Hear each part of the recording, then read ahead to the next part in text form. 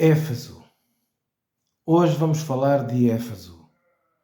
Não fazer um estudo minucioso, como é óbvio, mas daquilo que Jesus chama a atenção para esta igreja, que nós percebemos que não é apenas para ela, é para nós também.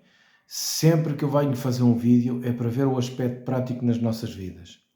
Muito bem, esta cidade era uma cidade largamente com uma influência tremenda. Na altura era um porto marítimo e estava no princípio, quem ia do Ocidente para o Oriente, de toda a província da Ásia. Então havia uma grande circulação de pessoas e bens que vinham do interior da província, passavam por Éfeso, dada a sua intensidade comercial, e digo intensidade mesmo algo sendo extraordinário, porque Éfeso de facto era uma cidade toda ela viva, borbulhante no conhecimento, no pensamento filosófico, na vida religiosa, embora sendo pagã, mas na vida religiosa dos Efésios, na vida religiosa também de muitos judeus que lá habitavam. Nós encontramos em Éfeso uma cidade com uma influência tremenda para toda a província. E esta cidade foi tão importante na vida de Paulo que durante 3 anos ele ensinou o Evangelho e aquela corrente de pessoas que ia e vinha, aqueles que se convertiam, iam levando os pensamentos, iam levando não só apenas os pensamentos, mas as convicções que Paulo transmitiu para esta gente. Durante 3 anos, ele numa escola, ele foi ensinando. Vocês podem imaginar a quantidade de alunos que não passou por ali, a quantidade de gente curiosa, a quantidade de gente que não apenas ia à escola, mas também nas casas e no privado. Paulo não se cansou de ensinar.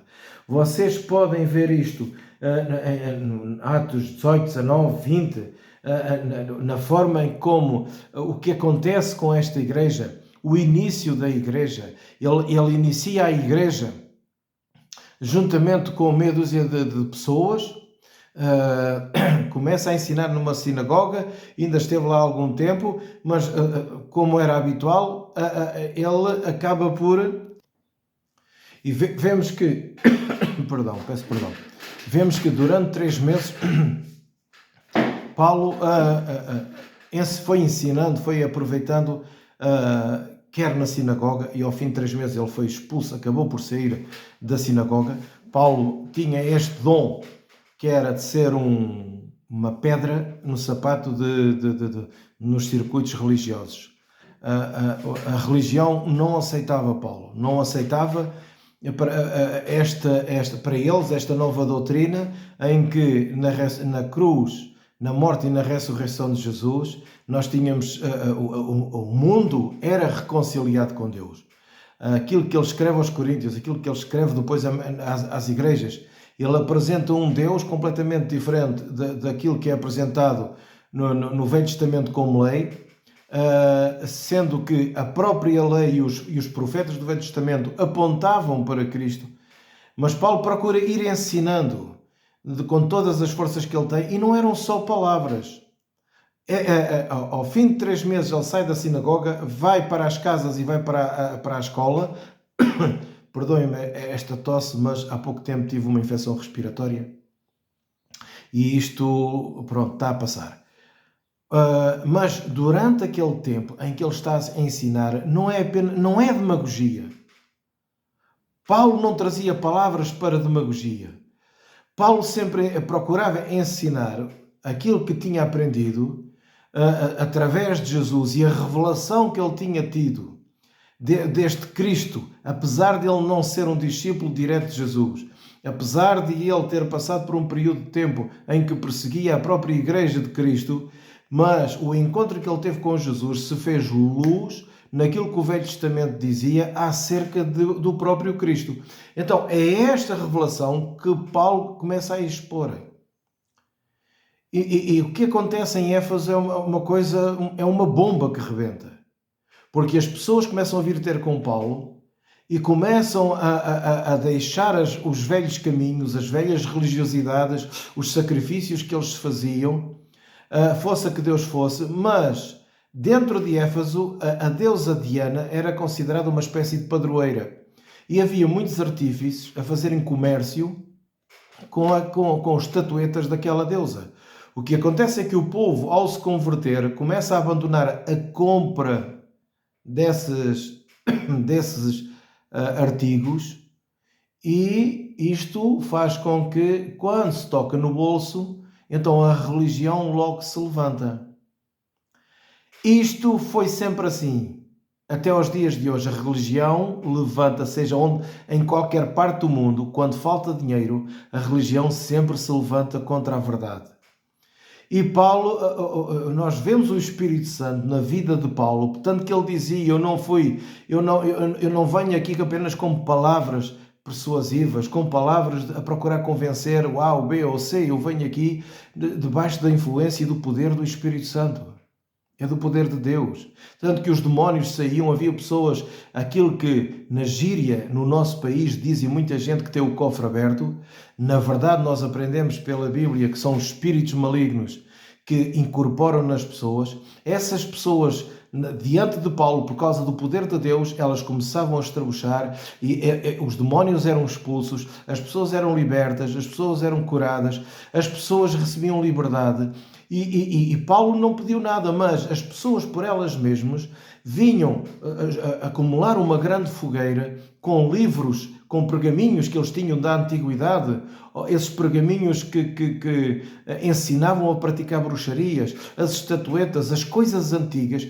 Eles mesmos trouxeram, fizeram uma grande fogueira e queimaram aquilo tudo. Nós não conseguimos imaginar, nos dias de hoje, nós não conseguimos imaginar uma coisa dessas a acontecer, mas naquele tempo aconteceu mesmo em Éfeso.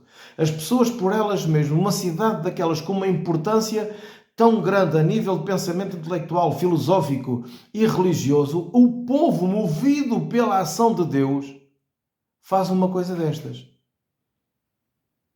Sem publicidade. O impacto foi apenas a presença de Deus. Foi a manifestação de Deus no coração do povo, usando-se de um homem. Um homem. Ora bem, claro que depois não era só este homem. Se levantou ali uma igreja com uma influência também muito grande, e eu queria ler duas passagens bíblicas para vocês. Muito bem. A primeira fica em Atos, no capítulo 20 e versículo 27 diz assim: pois nunca deixei de vos anunciar todo o conselho de Deus. Olhai por vós e por todo o rebanho sobre o qual o Espírito Santo vos constituiu bispos, para apacentares a igreja de Deus, o qual ele comprou com o seu próprio sangue. Sei que depois, presta atenção, Paulo a falar, sei que depois da minha partida entrarão no meio de vós lobos cruéis que não pouparão o rebanho, e que dentre vós mesmos se levantarão homens que falarão coisas perversas para atrair os discípulos após si. Portanto, vigiai, lembrando-vos de que durante 3 anos não cessei, noite e dia, de vos admoestar com lágrimas a cada um de vós. Ora bem, a outra passagem bíblica fica em Apocalipse, na famosa carta em que Jesus, num encontro, numa visão, num arrebatamento de sentidos, como queiram interpretar, ao apóstolo João está preso na ilha de Patmos. E o livro do Apocalipse é fascinante. É tão fascinante que Lutero não quis incluir nas Sagradas Escrituras. Para Lutero, Apocalipse não tinha direito à entrada. Ele não acreditava no livro do Apocalipse. Ele achava que era pura magia ou outra coisa que fosse. Mas aquilo não lhe dava crédito a ele. Mas, na verdade, o livro do Apocalipse é um livro com muita simbologia. E não nos podemos esquecer que, neste tempo, Domiciano, o imperador, esmagava a igreja e perseguia a igreja como quem persegue e caça animais. E é interessante quando João começa o livro do Apocalipse, Ele começa o livro do Apocalipse a dizer que estava na ilha de Patmos por causa do Evangelho. E a sensação que sempre nos passou, de acordo com as nossas traduções, é que João estava lá porque foi perseguido, e é verdade, João, dos 12 apóstolos, ele foi o único que morreu de morte natural.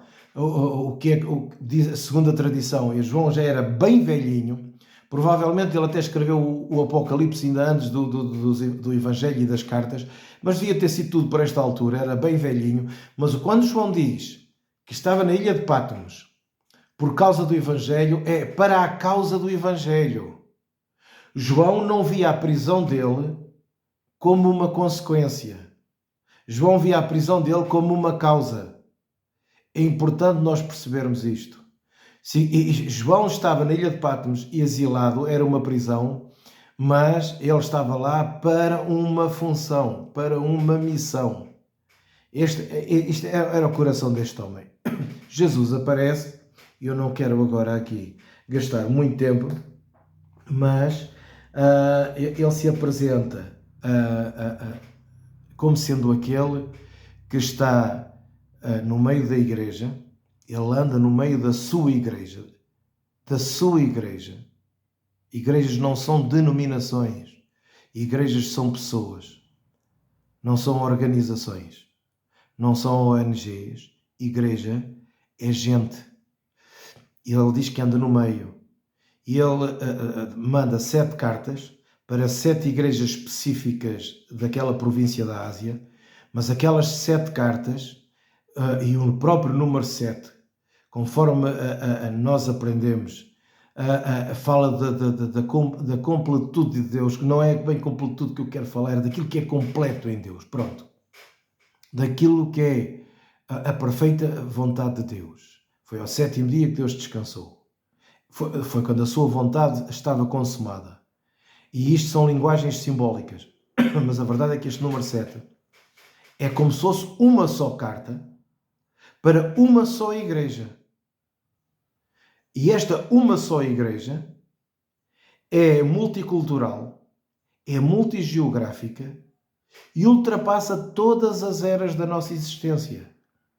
Significa que estas cartas eram para aquela gente daquele tempo e hoje os seus princípios também se aplicam a nós. Muito bem, então vamos ver o que é que ele diz a Éfeso. Capítulo 2, versículo 1. Ao anjo da igreja de Éfeso escreve: isto diz aquele que tem na mão direita as 7 estrelas, que anda no meio dos seus 7 candeeiros, ou candelabros, como está noutras versões, de ouro. Conheço as tuas obras, e o teu trabalho, e a tua perseverança. E não podes suportar os maus, e os puseste à prova os que se dizem ser apóstolos, e não são. E os achaste mentirosos. Tens perseverança, e por causa do meu nome sofreste, e não desfaleceste. Tenho, porém, contra ti que deixaste o teu primeiro amor. Lembra-te de onde caíste, arrepende-te, e pratica as primeiras obras. Se não te arrependeres, brevemente virei a ti, removerei do teu lugar, do seu lugar, o teu candeeiro, se não te arrependeres. Presta atenção. Eu não quero alongar muito a falar, mas isto é das coisas mais importantes para a nossa vida, face aos tempos que nós estamos a viver. E nós somos levados a pôr os olhos nas circunstâncias que estão a acontecer lá na rua. Nós ouvimos na televisão todos os dias notícias aterradoras. Não é apenas esta guerra da Rússia com a Ucrânia, são notícias aterradoras no mundo inteiro. Hoje mesmo, o presidente dos Estados Unidos diz que assumiu um compromisso em como interviria militarmente se a ilha de Taiwan fosse ocupada. Nós estamos a viver loucura em cima de loucura. Vem loucura do Oriente, vem loucura do Ocidente, e nós, os que nos consideramos cristãos, somos chamados a avivar, não é a memória apenas, é a consciência. Diz o versículo 6: tens, porém, a teu favor, que odeias as obras dos nicolaítas, os quais eu também odeio. Ouça Quem tem ouvidos, ouça o que o Espírito diz às igrejas. Ao que vencer, dar-lhe a comer da árvore da vida que está no paraíso de Deus. Vamos lá ver aqui uma coisa. Passado uns anos, depois do aviso de Paulo, que viriam homens de fora, lobos, para procurar viver à custa do rebanho. E dentro deles mesmos haveria de se levantar gente com o mesmo propósito. Mas Paulo advertiu-os e eles agarraram a advertência de Paulo. Tanto que eles puseram à prova os que se dizem ser apóstolos e os acharam mentirosos. Portanto, os tais lobos, eles seguiram os conselhos de Paulo. Eles foram fiéis. Isto era gente que perseveravam na doutrina do ensinamento de Paulo. Nós não nos podemos esquecer que esta doutrina consistia em que a pedra de fundamento era Cristo e o edifício tinha que ser construído todo em cima de Jesus. A doutrina dos apóstolos era a vida, obra, morte e ressurreição de Jesus. Era tudo em Jesus. A doutrina era Jesus. Não é aquilo que assistimos hoje. Nós precisamos de discernir determinadas coisas. Nós hoje temos múltiplas escolas bíblicas. Cada escola tem a sua linha de pensamento. E o que é que nós vemos é alunos que não conseguem passar para além das fronteiras das escolas e se houver ensinos errados, eles não se importam nada de transmitirem esses ensinos errados sem verificarem, sem estudarem, sem tentar ir às ferramentas que hoje temos acesso. Graças a Deus temos acesso. Há uns anos atrás os nossos pais não tinham. Os nossos pastores, os meus pastores não tinham tanto acesso como nós temos hoje. A facilidade com que nós temos em estudar, em ver em ver os contextos em que os versículos estão escritos.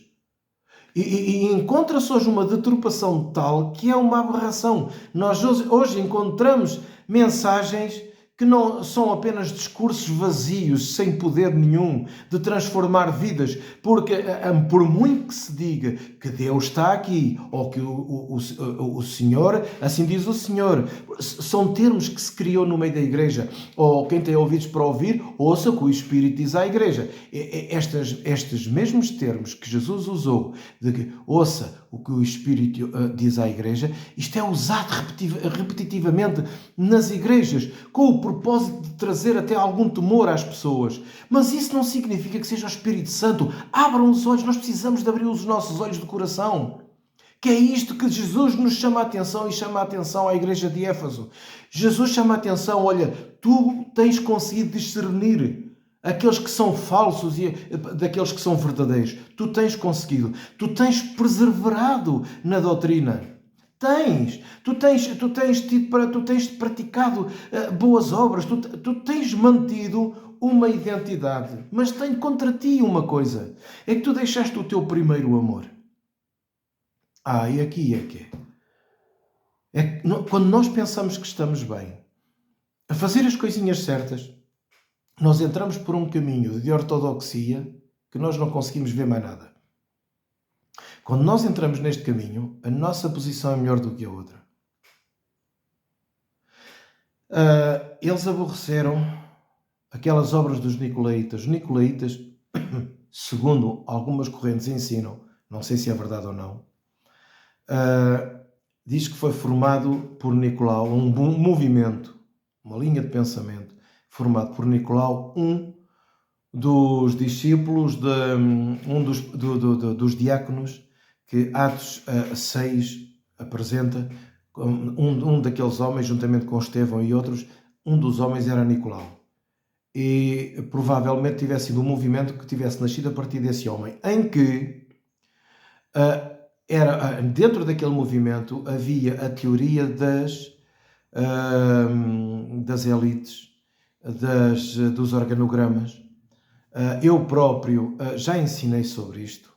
Eu acreditei durante algum tempo que de facto a igreja funcionava numa linha filosófica de empresa, em termos de organização.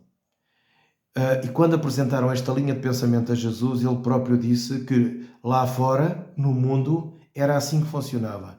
Mas com vocês é não. É não. E os efésios souberam guardar isto. Quando vieram os outros, em que nada lhes podia acontecer porque eram apóstolos, porque eram pastores, porque eram bispos, eles se agarravam aos títulos e os outros eram apenas a plebe, eram o povo. Quando começou a haver esta hierarquia e a querer se instalar na igreja, a liderança da igreja soube dizer não.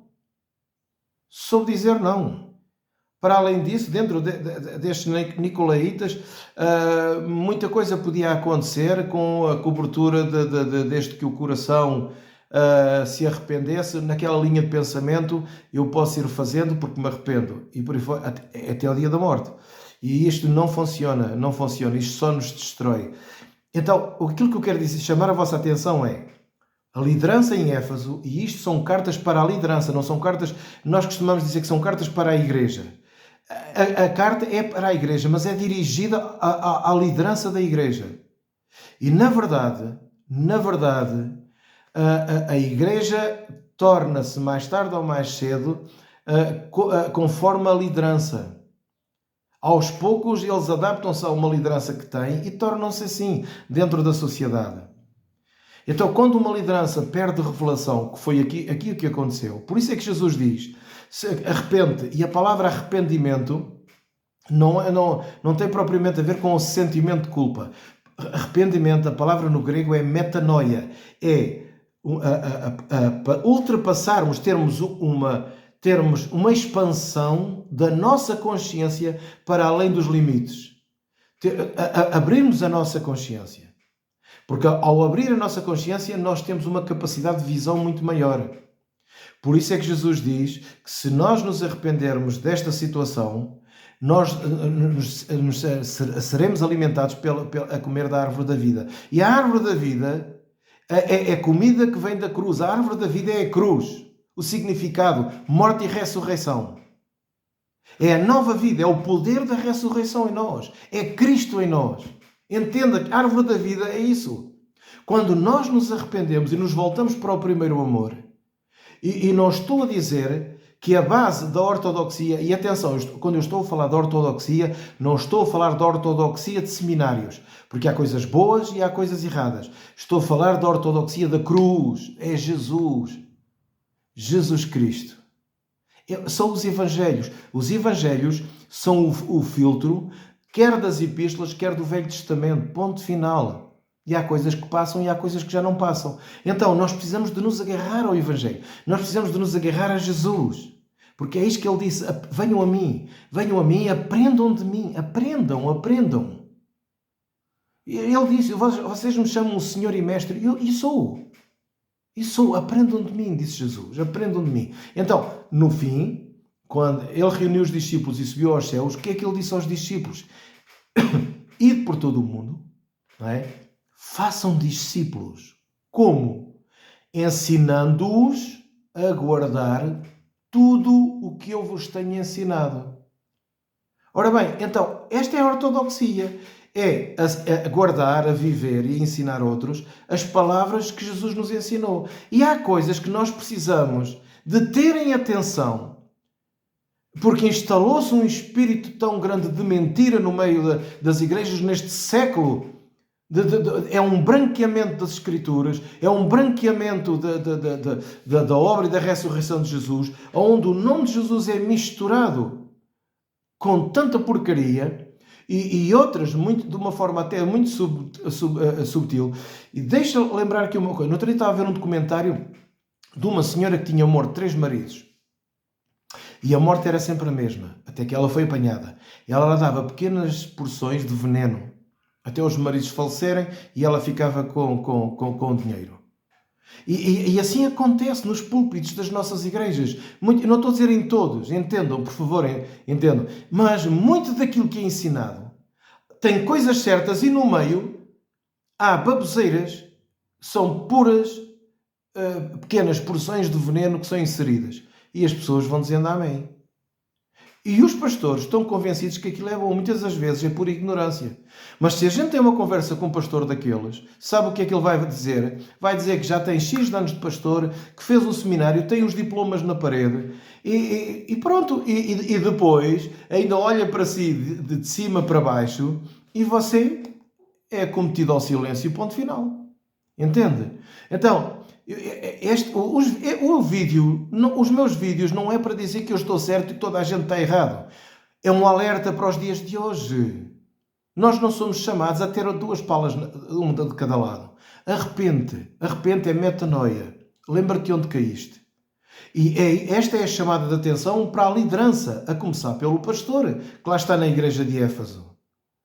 Lembra-te onde caíste. Pratica as primeiras obras. Estas primeiras obras, quando Jesus fala de primeiro amor e primeiras obras, está a falar de obras praticadas de acordo com o melhor propósito. Eu olho para trás e vejo gente da minha geração que entrou na igreja que, quando se fala alguma coisa de Jesus, pelo facto de terem sido desiludidos, explorados por pastores e pelas igrejas, hoje não querem nada e não ligam nada e não sei o quê. Vão de um extremo ao outro. Isto não tem nada a ver uma coisa com a outra. Ser discípulo de Jesus é caminhar. É caminhando e aprendendo e ensinando. Então nós somos chamados, de facto, a parar, a olhar para nós mesmos, a ter esta expansão de consciência. Nós precisamos de parar de nos arrepender. E voltar ao primeiro amor. Voltar ao primeiro amor. E a questão é muito simples. Olhe para a sua vida, ou olhe para o seu grupo, olhe para a sua igreja. E com sinceridade de coração entre si e Deus, e entre os seus líderes, entre a sua equipa, com a sua esposa, faça uma análise à vida que a igreja está a ter. Não é apenas fazer coisas. Não é apenas praticar as boas obras, é o motivo. É a paixão. Será que ela está ou não? Ou será que em vez da paixão entrou outro sentimento chamado competição? Percebe? Nós não poderemos ter mais revelação, comer da árvore da vida, se nós não tivermos a noção destas coisas. Não há revelação da palavra, não há, amigos. Não há revelação da palavra a menos de que nós tenhamos a consciência de parar, todos, isto acontece com todos, acontece comigo, acontece consigo. E neste tempo de uma consciencialização entre nós e Deus, e é bom que chamemos quem está ao nosso lado. É bom que admitamos os nossos erros. Há quanto tempo... Não quero ser indelicado, mas há quanto tempo você tem uma igreja aberta e que impacto é que essa igreja tem sido no meio onde você está? Faça uma análise. Agora você diz assim, então, mas eu tenho isto a funcionar em prol da comunidade. Ok, ótimo. Eu dou graças a Deus e fico feliz por isso. Agora outra pergunta. Isso já está de uma forma mecânica? Ou vocês... Meus irmãos que estão por detrás disso, estão apaixonados pela causa e pela obra? O vosso coração ferve? Ou vocês já vão a resmungar? Já estão cansados, já estão esgotados espiritualmente? Então, fica a questão, e ninguém se zangue comigo. Eu tenho que me zangar comigo próprio às vezes. E tenho que... lembrar-me disto que eu estou a ensinar, tenho que me lembrar também para mim. A forma com que, quando nós ajudamos alguém, e temos pessoas aflitas aqui à nossa volta, e do pouco que nós temos e que nós conseguimos angariar, Deus nos dá o privilégio de podermos ir ajudar alguém que está aflito. Qual é o propósito com que nós fazemos isto? Qual é o propósito?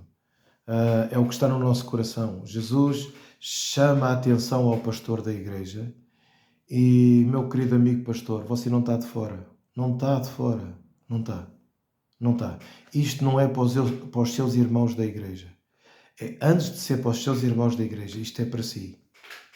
Isto é para si. É para você tomar consciência de qual é o seu papel e o papel da comunidade a que você pastoreia ou preside está a ter impacto na sociedade. Não é quanto dinheiro você arrecada e se os mapas e os alvos dos mapas estão a ser atingidos, as estratégias que você cria para atrair pessoas, para quanto mais os bancos da igreja tiverem repletos, mais dinheiro entra em caixa. Não é para isso, amigo, porque o fogo vai passar. Paulo disse isso. Aos Coríntios, Paulo nos adverte que o fogo vai passar. E tudo o que é combustível vai ser queimado. E tudo aquilo que nós fazemos, nos esforçamos para mostrar às pessoas, nem que seja através de vídeos. Eu contra mim prego, nem que seja através de vídeos. Todo o nosso esforço que nós fazemos para apenas ficarmos bem na fotografia, esse esforço vai ser queimado. Porque só a verdade prevalece. Olha, não fique triste comigo. Vamos voltar às primeiras obras. Apaixonadas. Que Deus use a sua comunidade, é a minha oração.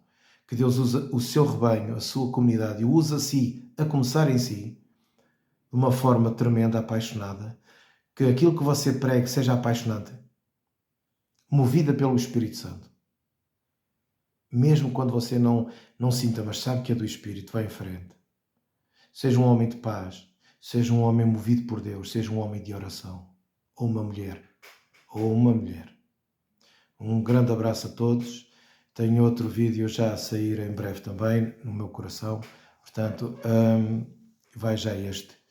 E que Deus vos faça prosperar em tudo. E principalmente para dentro. Que Deus vos enriqueça por dentro. Para que o Espírito Santo realmente se possa mover através de cada um de nós.